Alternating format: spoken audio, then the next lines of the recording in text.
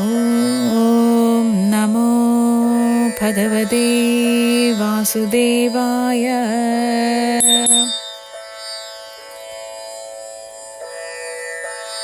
അധ്യായം 4, ചാപ്റ്റർ 4. ശ്രീകൃഷ്ണൻ തൻ്റെ വാക്കുകളെ തുടരുന്നു. Srikrishna continues his words.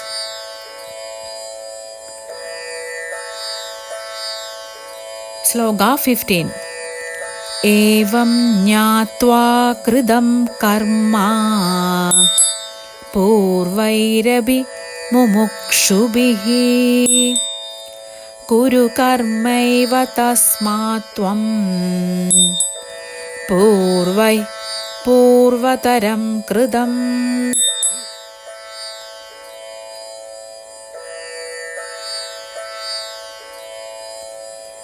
ഇവിടെ അർജുനനോട് തൻ്റെ കർമ്മം ചെയ്യുവാൻ ഭഗവാൻ കൽപ്പിക്കുകയാണ്.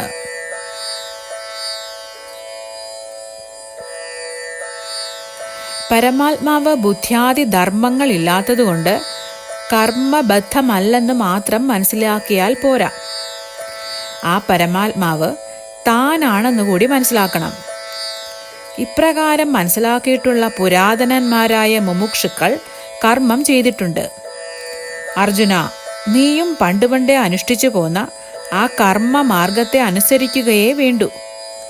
ലോക സംഗ്രഹാർത്ഥമായ അത്തരം കർമ്മങ്ങളൊന്നും നിനക്ക് ബന്ധകാരണമാവുകയില്ല.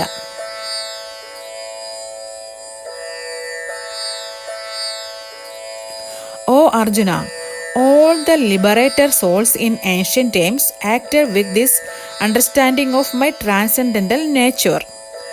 Therefore, you should perform your duty following in their footsteps.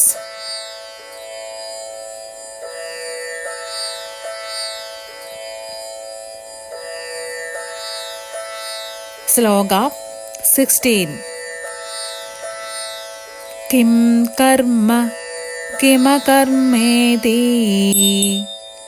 kavayopyatra mohidaha തത്തേ കർമ്മ പ്രവശ്യാമി യജ്ഞാത്വാ മോക്ഷ്യസേ അശുഭാത്.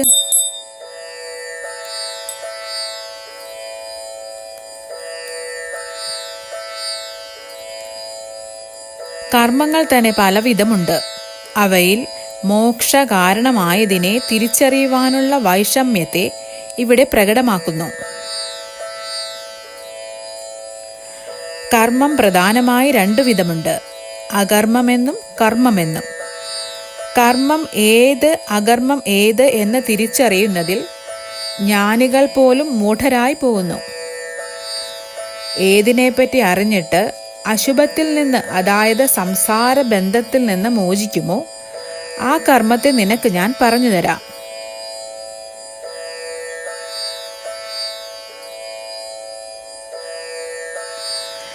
Even the intelligent are bewildered in determining what is action and what is inaction. Now I shall explain to you what action is, knowing which you shall be liberated from all misfortune.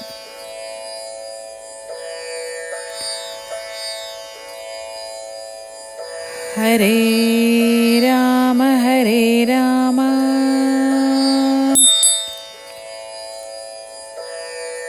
Rama Rama Hare Hare.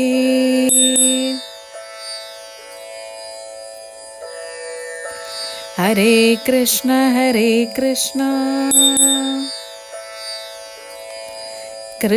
Krishna Hare Hare.